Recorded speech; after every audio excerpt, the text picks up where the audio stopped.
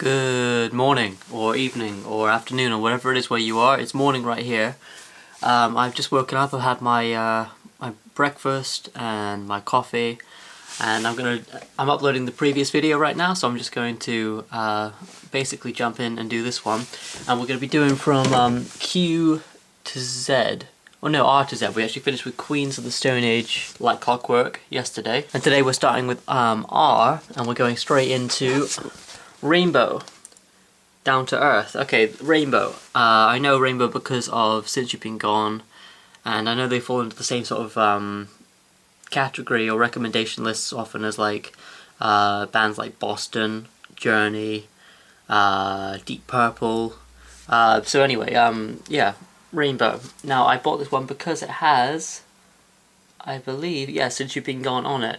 Now the thing is with this album, which happens sometimes, I really like the single I heard from it, but when I actually got into the deeper cuts of the album, it just didn't have the same appeal to me.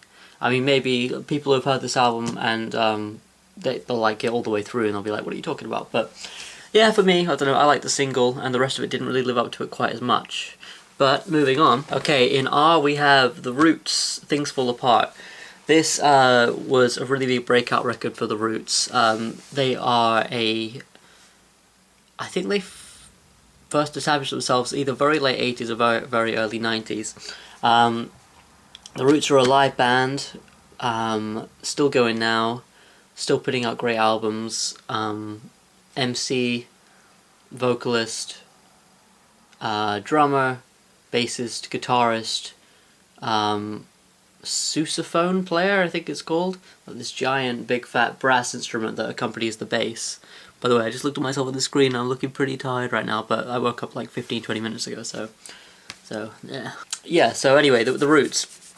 Questlove on drums, Black Thought, which it was one of my favourite MCs. This album's really good. Really, really good. The Next Movement was one of the singles released on this thing. As well as You Got Me featuring Erykah Badu with a vocal passage that was written by Jill Scott. Again, this is another one of those ones that is visited on Dave Chappelle's Block Party. Yeah, this is a great album. This is, it's hard to describe actually, now I'm trying to describe it. It's just really, these really dynamic, big drums, some samples used, and it's hard to tell what's a sample and what's not with this thing. But yeah, I don't know, if you've never heard The Roots before, they are the house band on the Jimmy Fallon show, but they have a musical career all of their own as well. Worth checking out, and there's a good album to start with, either this one or The Tipping Point. Okay, we got some Simon and Garfunkel, Sounds of Silence. This is one of the earlier albums. I basically started from their later albums and went back. There's only like 5 albums. Simon and Garfunkel used to be known as Tom and Jerry, and this was some years after that sort of name change. But some great songs on here. The Sounds of Silence, obviously. Kathy's song is fantastic. Homeward Bound. The funny thing with this record here is like they don't include all the lyrics because there's not enough room on the back and there's no insert here. So there's just like little bits here. Like in Kathy's song, you have like one verse. In Angie, wait a sec, Angie, I think it might just be an instrumental. This isn't my favourite Simon & Garfunkel album, we'll get to that in just a sec. But I really like Paul Simon's writing, and I think it developed so much through the 60s and into the 70s. So yeah, Sounds of Silence. Okay, Simon & Garfunkel, Bookends. This is possibly one of my favourites. It's between this one and, what do you call it? It's between this one and Bridge Over Troubled Water. I think probably my favourite Simon & Garfunkel song of all time, if you ask my family what it is, they will tell you it is, it's Over. It's my favourite Simon & Garfunkel song. Over's there. Just really sweet song about the ending of a relationship. Save the Life of My Child is strange because it uses synthesizers, which is not something I'd normally associate with Simon & Garfunkel's music. And then you got America, which was used in the show Horace and Pete, which I'm a big fan of. Overs. Voices of Old People. Art Garfunkel went to old folks' homes and benches around New York City, I'm gonna guess. I think that's what it was, and recorded conversations old people were having. And that is one of the tracks on this album. And then you have Old Friends, Bookends Theme, two great songs. I mean, already this first side's really good. I mean, aside from like the synthetic stuff on Save the Life of My Child, just a really great first step. Faking It, Punky's Dilemma, Mrs. Robinson's on here, A Hazy Shade of Winter, and At the Zoo. I mean, this is such a strong album, and it can be found in charity shops so easily. This was $1.99 from what was it, Scope? I think it was Scope. It doesn't say on the sticker, but I think it was Scope. But yeah, really great Simon and Garfunkel album. Okay, Simon and Garfunkel, Bridge Over Troubled Water. The thing with this album is it was the last one they made, if I'm not mistaken, with songs written in 1969 and 1970. Now, at this point in the history of making albums, not that I come to know too much about this, but people like the Beatles and even the Stones to a degree, and Sly and the Family Stone were making these albums and Jimi Hendrix Experience were making albums that were pushing the remit of what an album could be. Whereas I feel like Simon and Garfunkel were really just focusing on just songwriting and harmony. There's no real like studio tricks here. There's no crazy experimentation. And for a 1969 album or 1970, I think it was released one or the other. I don't know. I don't claim to know all the facts. Yeah, it was either one or the other, but it's really quite basic. You know, it's the songs are the songs they are. But what songs they are. So you got Bridge Over Troubled Water to open the thing, which is just a masterpiece as far as songs go, especially from that era. El Condo Pasa, which is that song, I'd rather be a hammer than a nail, that one. Cecilia, so far, so good. Like, so far, all these songs are really good. Keep the Customer Satisfied, another fantastic song with these huge, like, brass stabs. So, like, even though I said, like, the music isn't experimental, it certainly isn't rudimentary.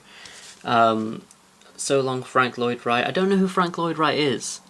If anyone can comment and tell me who Frank Lloyd Wright is. But it's a sort of, it's a So Long and Farewell to that guy. And then on side 2 you got The Boxer and Baby Driver. Baby Driver, which was actually used in the film Baby Driver, which was in the cinema recently, which I believe was a remake, but I don't know.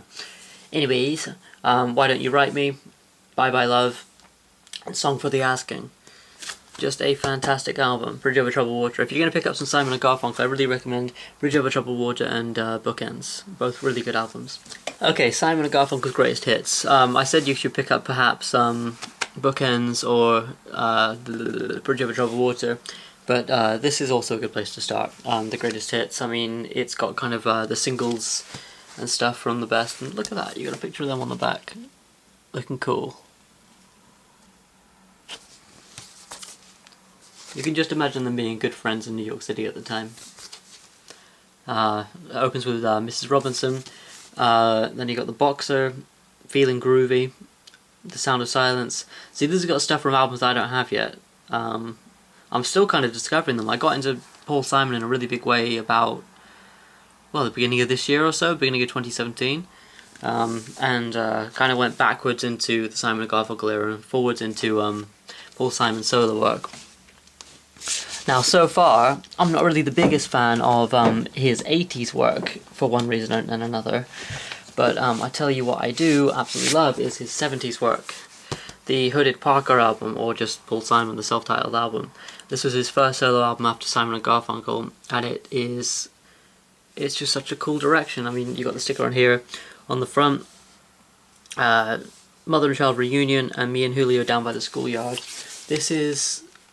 Oh, I wanted to say it was a gatefold, but it's not. I think it's just got the lyrics on the front here. Opens with Mother and Child Reunion, and both of the sides on this open with a single. So side A opens with Mother and Child Reunion, and side B opens with I just said it. Me and Julio Down by the Schoolyard. Excuse me. Duncan. Everything Put Together Falls Apart. Oh, there's just such good songs on this thing. There's such a good singer-songwriter album. Let's see. And then you got Paul on the back with a dog. Outside of what I always think looks like a Welsh cottage, like a granite Welsh cottage. In fact, that's what a lot of the older buildings here in Cornwall, where I live, look like. They got these kind of granite stones, which are all sorts of shapes and sizes, like put together with this concrete. Anyway, but yeah, Paul Simon, the Hooded Parker album, is a strong one. It's a very strong one.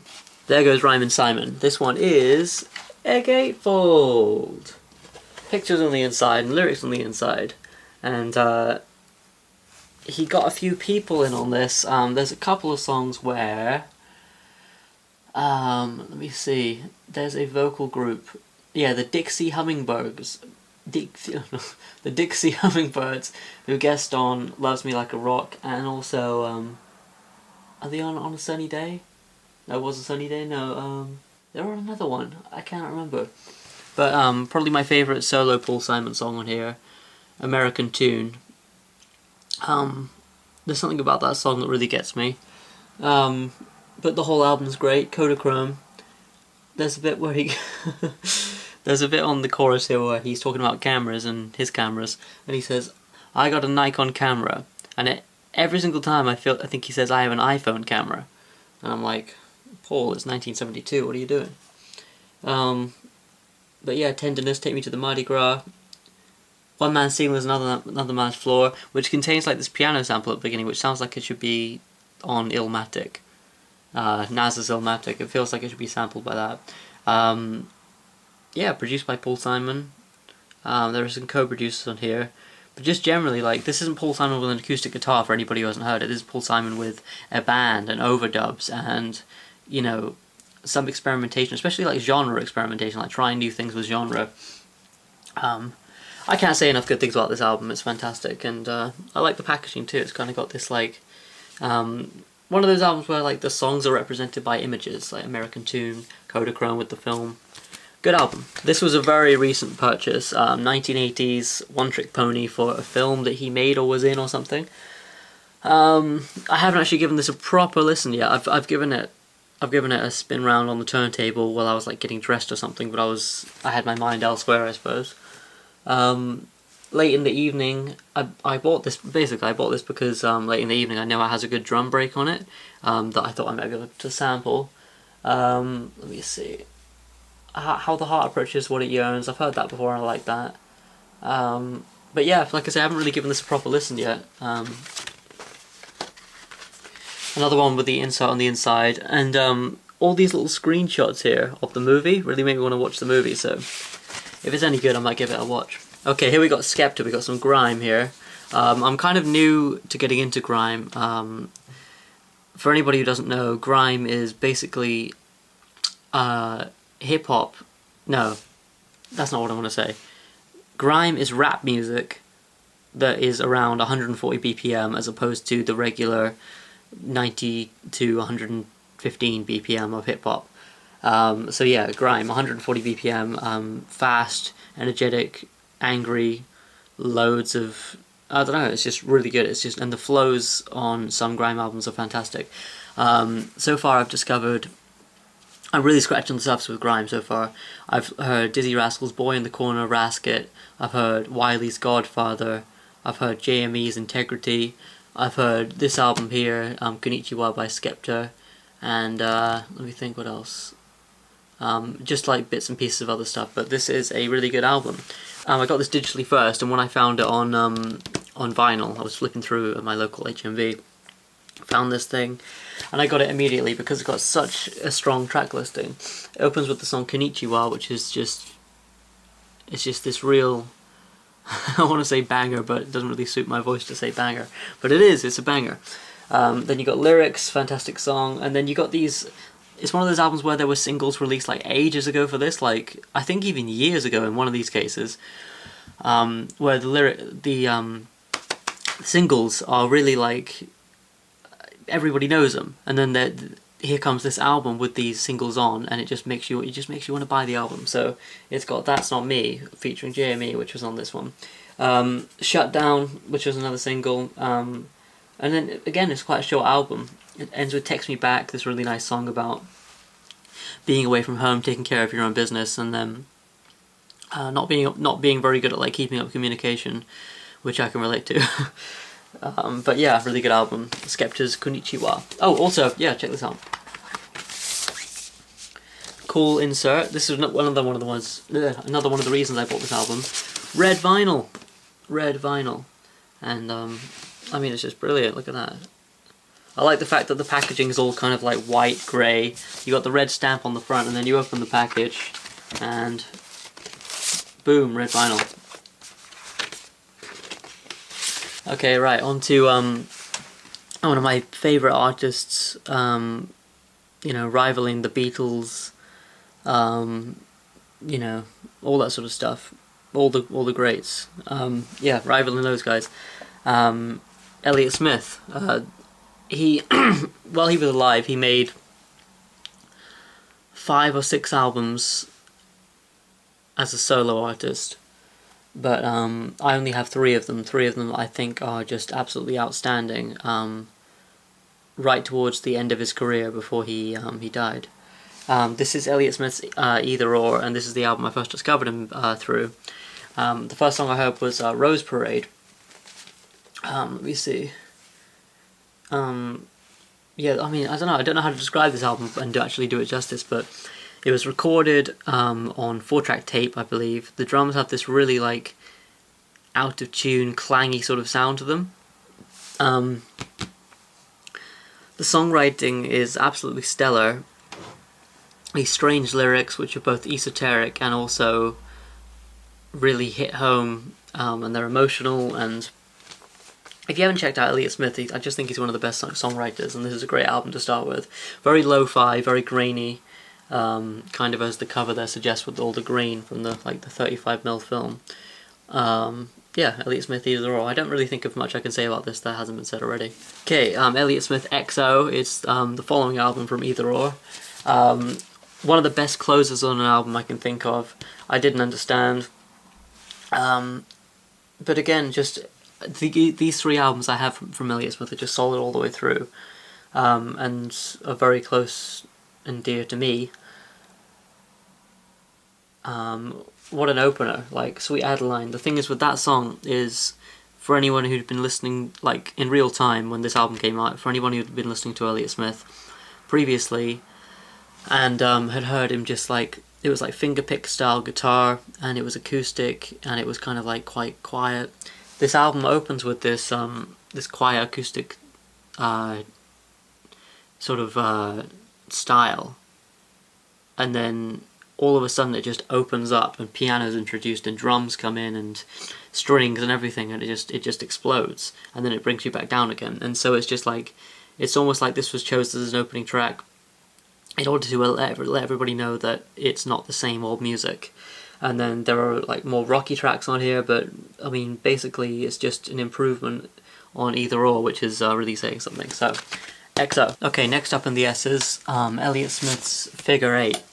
I got this last year in 2016 when I believe 2016 copies of this edition of the album were made, and if you bought them in enough time, you got this nice insert here from Bongload Records, which is not my favourite name for a record label, but you got a cool sticker with it, so I put the sticker on my laptop. And the creme de la creme, Coke bottle green vinyl, which is kind of see-through. I don't know if you can actually see that, but that's really nice. And Figure 8, I mean, this album is, if Either Or is lo-fi, this is hi-fi, as far as Elliott Smith goes. It's just these lush instrumentals, these soaring vocal harmonies, and you just feel like Elliott Smith took a lot of time crafting his harmonies, even more than before on this thing. And like a text, yeah, just crafting the songs, and there was a full band, and I think a lot of session musicians were used on this. And it's just one of those albums where you feel like he got to really realise his vision of what he wanted his music to be like, which is really good, because he sadly passed on a few years, or a couple of years after this album was made. Yeah, really great album, Figure Eight. In fact, if you prefer like more hi-fi stuff to lo-fi stuff, this might be a good place to start for Elliott Smith new listeners. Okay, Bruce Springsteen, Born to Run. It's got all these like speckles on the front, or not speckles, I don't know, like damp or something. This is one that I got from my mate Lee, one of the ones that was given to my mate Declan and me as it's just a giveaway. Just he wanted to get rid of some vinyl, and he said, "Do you want to have a look through?" This was one of the ones I got, and Declan got Born in the USA. And I think we're going to do a swap at some point so he can hear this one all the way through and I can hear that one all the way through. But yeah, it's pretty good. I'm not the biggest Bruce Springsteen fan in the world, but as far as albums go, this is pretty good. My favourite Bruce Springsteen song, Thunder Road, opens this album. Born to Run, obviously. But yeah, I gotta be honest, it's not an album that I'm like absolutely enthralled with, but it's certainly one that I'm very grateful to have, especially as it was free. Yeah, Born to Run. Gatefold, pretty basic packaging though. You got Bruce on the inside, lyrics, Born to Run. Okay, I bought this one in America for apparently $5, but that might have been a previous sticker. But I bought this one in a second-hand shop, a second-hand record shop called Wax and Facts, which is in Little Five Points in Atlanta, Georgia. And I'd never really heard Steely Dan properly before, but I bought this album because I'd heard the song Kid Charlemagne because Kanye West sampled it on Graduation on the song Champion, and I was going through, because I like when I listen to a hip hop album, especially if it's got like I can tell it's got good samples on it. I like to go through on the internet and see like who the samples are from, and this is Elton John on the Graduation album and Steely Dan, and this isn't the album with Kid Charlemagne, but it is the first Steely Dan album, and just a great, strong debut. Really, really good. I also noticed that I'm kind of like flitting between like album reviews and just showing the vinyl packaging. But yeah, whatever. I like to talk about it. You got a great gatefold here, picture of the band, and this sort of like, it's really weird. You got this blue writing on top of the brown photo, and it's just it's kind of hard to read sometimes, but that's not that hard to read. You got this band here, and these two guys here. This is Walter Becker and Donald Fagen. These are like the main guys of Steely Dan, and this is the band I think they had together. I believe they use session musicians, but I couldn't be completely sure. I don't really know the story. All I know is that I know the music really well on these things, on these albums that I have anyway. Opens up with Do It Again, which was a single. Then you got another single on here, which is Reeling in the Years. But then all the deep cuts. There's not a bad song on this album, and it's like this jazz rock, this well orchestrated. I say jazz rock. It's basically rock with like adult contemporary jazz woven into it. Just really smart guitar passages, guitar harmonies.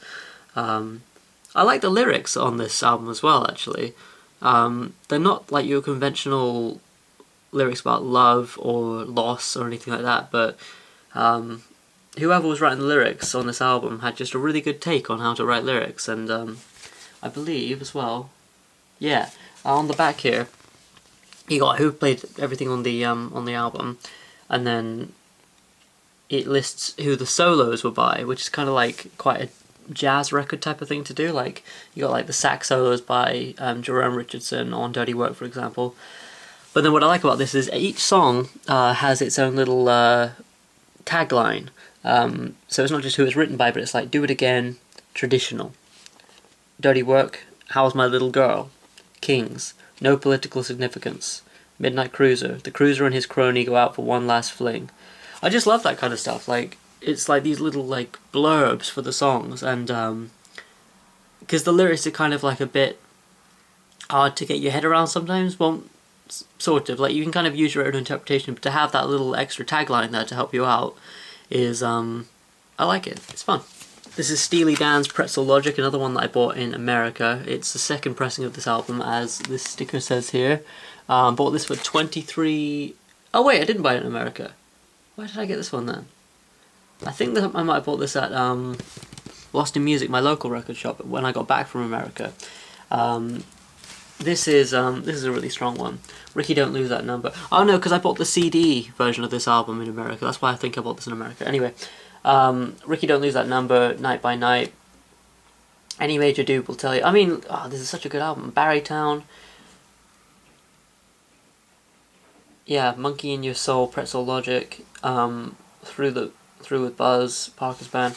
It's they're really kind of embracing like certain elements of like their jazz influences on this album, but I think alongside Can't Buy a Thrill, those are probably the two strongest Steely Dan albums in my opinion.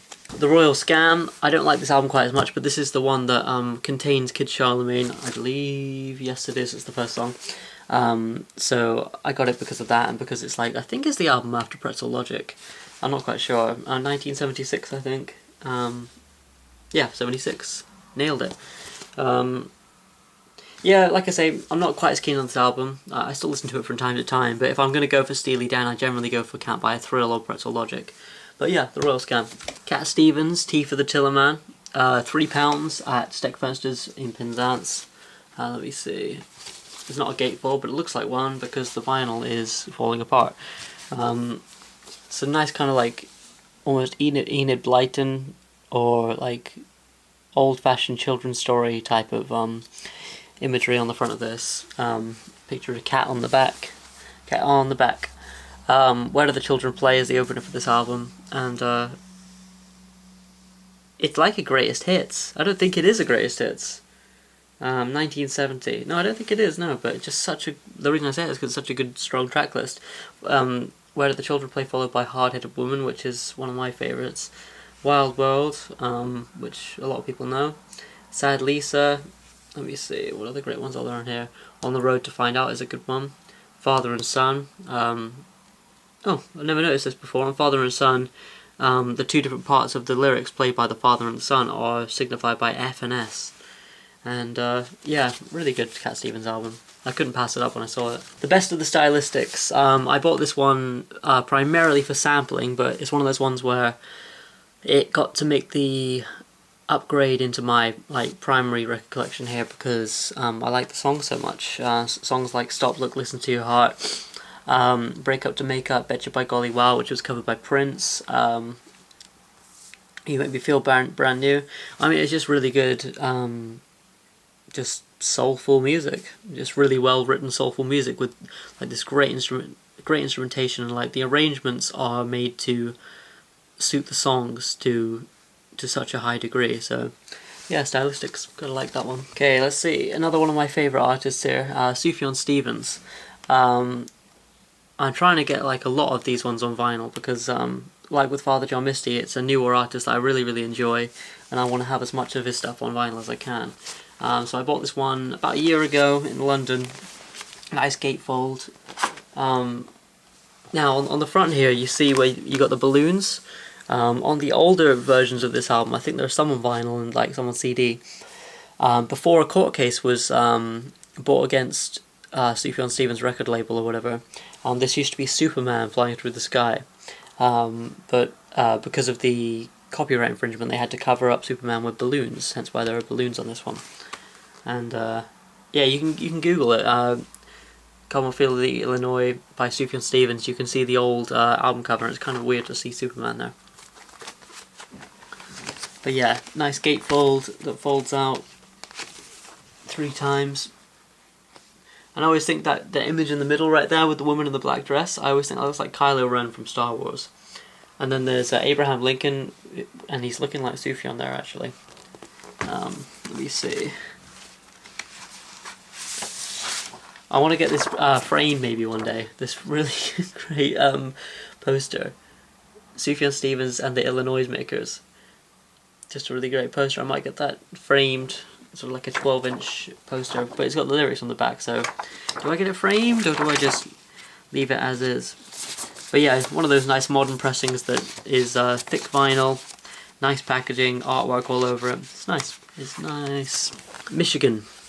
Some really great songs on this one. One of my favourite Sufjan Stevens songs. Flint for the Unemployed and Underpaid. I mean, these albums, I forgot to say like much about the music on Illinois, but Illinois and Michigan, They're part of this series of albums that Sufjan Stevens at the time said he was going to write an album for every state in America, which I think was later dismissed as being just kind of spin, just like a joke or a lie or something like that. But yeah, the music on this one and the previous album I just showed you, they're both kind of like, they just sound like, the songwriting is brilliant, don't get me wrong, but the orchestration on the albums kind of sounds like a school marching band, which isn't a bad thing, but like the instruments are slightly out of tune sometimes, and like it sounds like it's recorded in like a fairly like small space, like certainly not like a professional orchestra room for recording. Yeah, it has some information about Michigan on the back, yeah, you can kind of tell Sufjan really loves his country and where he grew up and all that sort of stuff. Yeah, it's really good, but his music changed a lot over the course of his career and is still changing now. He's still putting out new music. Sufjan Stevens' All Delighted People EP, I was really excited when I saw this one because I didn't think it was on vinyl. I thought it was just like a digital download, and when I came across this at Rough Trade East in London last year, I immediately got it. You got all these faces on the front, all these delighted people. Gatefold with more faces, and on the back, more faces. This one's kind of cool because it's only got 3 sides that actually make up the EP, and the 4th side is a bunch of piano music, which I can't quite remember what it's for actually, but yeah, there's quite a lot of piano music and it's really nice. It's very sleepy piano music. Yeah, I mean, it's a short album. There's 2 versions of All Delighted People. There's the original version and the classic rock version, both of which are like these prog rock, like, epics. They're really long and they go all over the place and go into all sorts of different avenues, and you can tell that it was really well crafted by Sufjan, and just yeah, just a load of good ideas on here. The album The Tanager is a great one. From the Mouth of Gabriel, Arnica. I mean, like, they're all really good. It's a good album. Oh, it's a good EP, I should say. Make up to break up. Sufjan Stevens, Carrie and Lowell. This is the first album I found out about Sufjan Stevens making. This was, I think, 2 years ago, maybe the same year as Kendrick Lamar. Yeah, 2015. I don't want to mistell the story about this album, but to my understanding, Sufjan Stevens lost his mother, and they had somewhat of a tenuous relationship when he was growing up, and she died, relatively young, and this is basically him grieving and coming to terms with her passing. So it's a really sad album, and but also very life-affirming, and the songwriting's really good on it. On the front here you got Carrie and Lowell. Obviously Carrie, Sufjan's mother, and Lowell, his stepfather, who he runs Asthmatic Kitty Records with. On the back you got a picture of Sufjan's mum as a younger lady. On the insert, I think that's Sufjan as a kid, eating a banana and some cereal for breakfast, and his mum in the background. Lyrics on the inside. This is actually the most recent album I played on my turntable. I was going to bed last night and I stuck this on. It's really good nighttime music, but yeah, just a really sad, poignant album. Breakfast in America, really strong album. I got it primarily for sampling at first, but liked the songs on it. I can't think of too much to say about it, but it's just a regular pressing, regular packaging. Picture of the guys on the back, and yeah, really good album. Check it out. Tavares, soul, sort of like, it's not Motown, but it's from that sort of era where the Motown sound was really prevalent. Pretty good songwriting on this thing. Again, bought it mostly for sampling, liked it enough, and played it enough to actually put it into my primary collection. Let me see. It's pretty much good all the way through. I don't really know much about the band, so I can't really say too much about it, but the actual The music's good, and it's just a regular pressing, white sleeve on the inside, and it cost me $3.99. And it says 3 for £10 there. I don't know if I actually got 3 records that day, but knowing me, I probably did. Okay, Tom Waits, Small Change. This is another one of the ones in the London water damage catastrophe. Tom Trolbert's Blues opens on this one. Jitterbug Boy is on it. I Wish I Was in New Orleans. The famous song The Piano's Been Drinking, Not Me. Let's see, what else is on here? Invitation to the Blues. Just really good 70s Tom Waits. I mean, anyone who knows Tom Waits' music knows that it changed and progressed over the course of his career, and in the 70s he was just this whiskey drinking, cigar smoking balladeer, and his piano ballads were really good. Really good 70s piano singer-songwriter, basically. I mean, there's, you know, even besides his character and his personality coming through on the records, just the songwriting itself is really strong. Small Change is a cool one to start with, as well as Closing Time, which I don't have on vinyl yet. Okay, I'm just going to show you here, we've actually got to the end of the shelf with Tom Waits and Sufjan Stevens and that, but I'm going to go down here and show you some of the other ones that actually don't fit on the shelf. So, first of all, I actually forgot to show this one when we were actually in, like, the first video or something, because it's so new. Guns N' Roses Use Your Illusion 2 is my favourite of the Use Your Illusions, just because of the song selection here. Civil War is on here, Breakdown, Pretty Tied Up, Locomotive is one of my favourite Guns N' Roses songs. I know this album and, well, all the Guns N' Roses albums so well because I used to be quite a big fan of Guns N' Roses when I was a teenager. They were my favourite band. I used to have long blonde hair with the ends dyed black like Duff McKagan from Guns N' Roses, and yeah, it's just a really good album, really strong album. But yeah, I didn't think we'd be going back to the G's. Let me think. I want to do this in the right order here. Okay, Tom Waits. Alright, Ween. This is an album that I've been like listening to loads and loads and loads recently, which is half the reason it's not on the actual shelf at the moment. It's just been spun recently loads. A little bit of coffee on the side there. White Pepper. I think the story of this album is, the title of the album is that it was influenced by the Beatles quite a lot. I know that Ween were big Beatles fans, so it's a mixture between the White Album and Sgt. Pepper. That's the White Pepper story, apparently. I don't know if that's actually been confirmed. And it's nice because you've got this white cover on the inside, all these colourful peppers. Let's see, nice thick vinyl. Another, let's call it, genre roulette album. So much different stuff. I feel like they were so experimental in the early part of their career, with albums like Godween Satan and what other ones, let me think, The Pod and things like that. Just so experimental that it's like the songwriting wasn't quite developed as it could have been yet, but by the time they got to albums like Chocolate and Cheese and The Mollusk, which are two I want on vinyl as well but I don't have yet, I tried to find them when I was in London but I couldn't find them.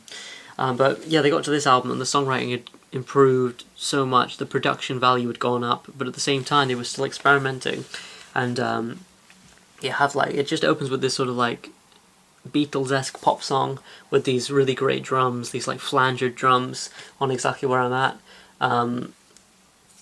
like a 3/4 ballad waltz type of thing with Flutes with the Chi, Bananas and Blow, this sort of Caribbean steel drum anthem, Stroker Ace, which is, I think, basically an homage to Motorhead and Lemmy, Ice Castles, which is this video game-esque instrumental, I mean, and the second side's amazing as well, The Grove, which is this giant, like, lumbering iron giant of this rock song, and it just, with all these fuzzy guitars and this, like, warbly modulated vocal.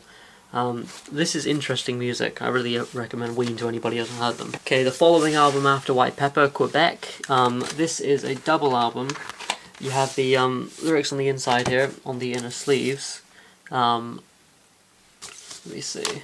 Yeah, good lyrics on these things. It's one of those albums where like some of the lyrics you can't actually hear too well because there's so much modulation and the vocals can be a bit buried sometimes.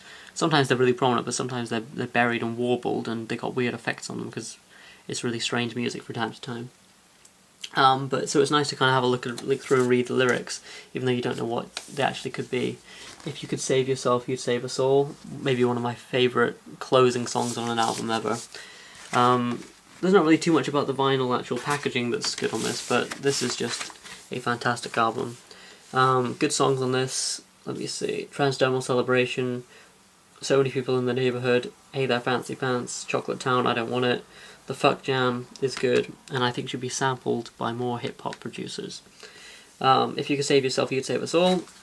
Quebec. Kanye West's debut, The College Dropout.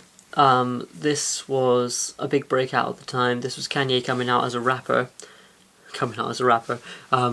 Because he was regarded like mostly as a producer before this album, and I think he got turned away by a few people as when he tried to pitch his career as a rapper. But this is such a good album. Some great songs on here. Graduation Day, which is kind of a skip, but with these really nice. There's just so much good orchestration on his albums. We think All Falls Down, which originally contained a Lauryn Hill sample. Jesus Walks, Through the Wire, Get 'Em High with Talib Kweli. Some great features on this thing as well, like Twister, Most Def. Yeah, I mean, it's just a really strong debut. Unfortunately, the inside is just basically black vinyl in white sleeves, but it's just a good one to have. Okay, right. This one, I'm really annoyed this is damaged a little bit. Basically, it's got some tears there, and there's a couple of tears on the corner. But this is one of the most expensive, not that I spend a lot of money on vinyl, particularly, but this is one of the most, like, extravagant purchases I made to add to my collection. Kanye West's My Beautiful Dark Twisted Fantasy. Really thick spine on this thing. Whenever it's on the shelf, it's like you can really see it compared to everything else. This mad writing on the inside. Yeah, it's massive. It's actually heavy and quite cumbersome to actually to use. Let me see. There's some stuff in here.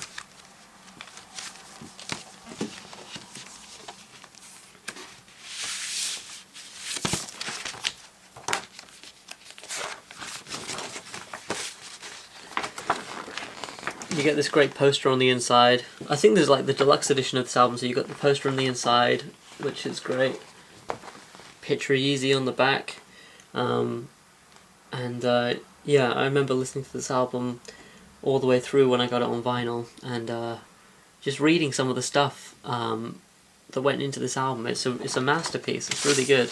And I remember reading some of the people who have been featured on the album and who like contributed.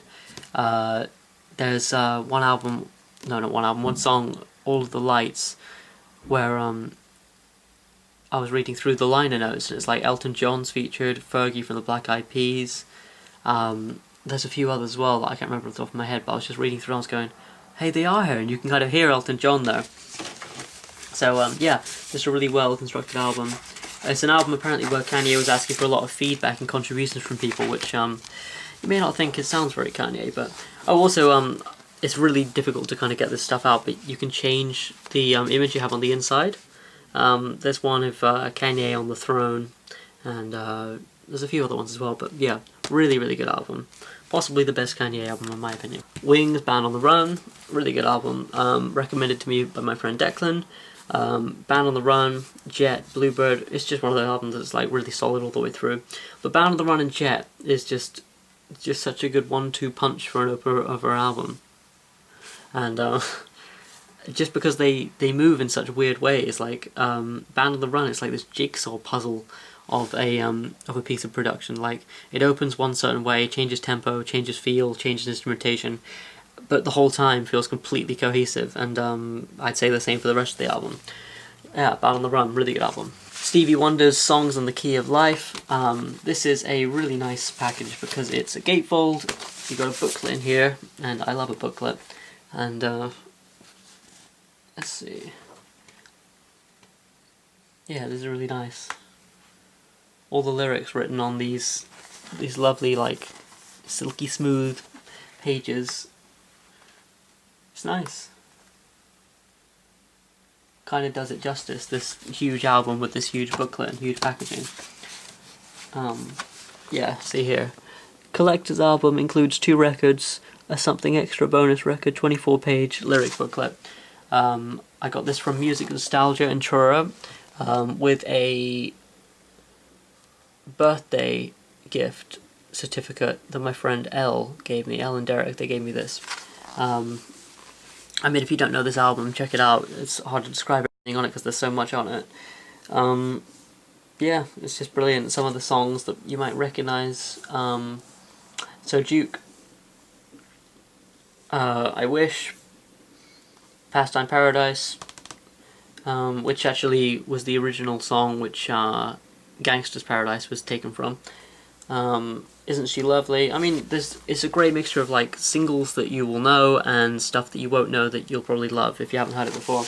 And yeah, really glad to have this on like a nice final package.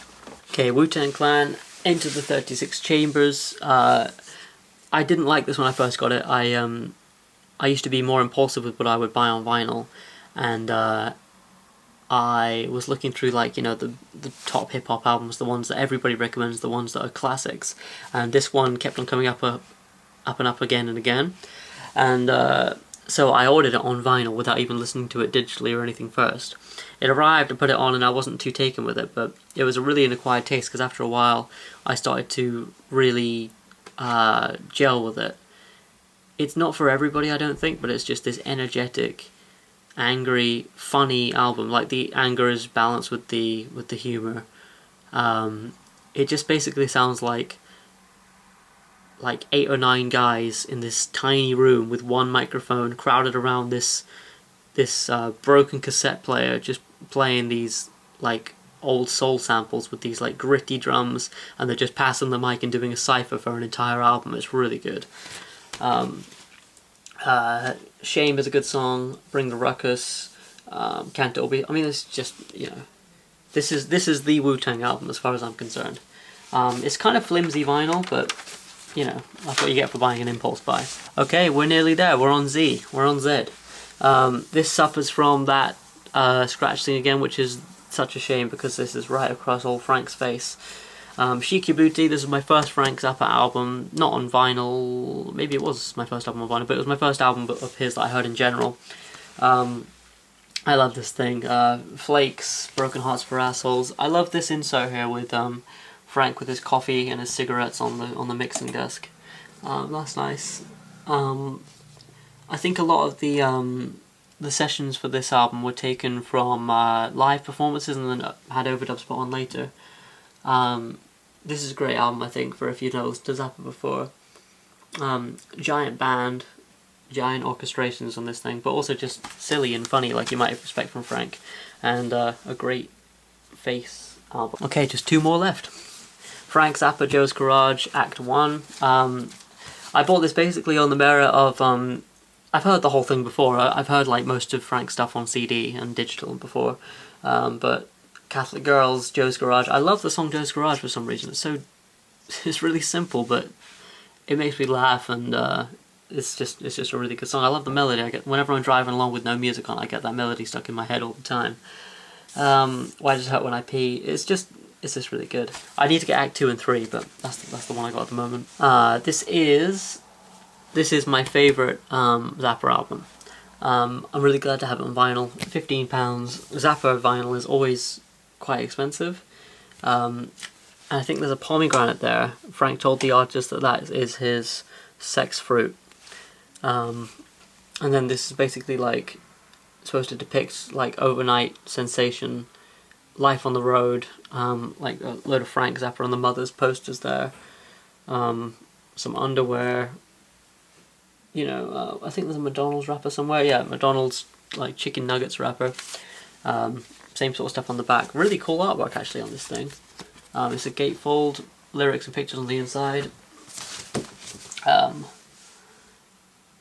Another short album. This is only 8 songs, but each of them are good. I mean, you know, no, I'm sorry, only 7 songs. 7 songs. May as well read them all. Camarillo Brillo, I'm the Slime, great song. Dirty Love, 50-50, Zombie Wolf, amazing song. Dynamo Hum, Montana. Yeah, favourite Zappa album, and that is the last one in the collection. Okay, so thank you for watching. Really hope you enjoyed the videos. If you've gotten this far, then well done and thank you.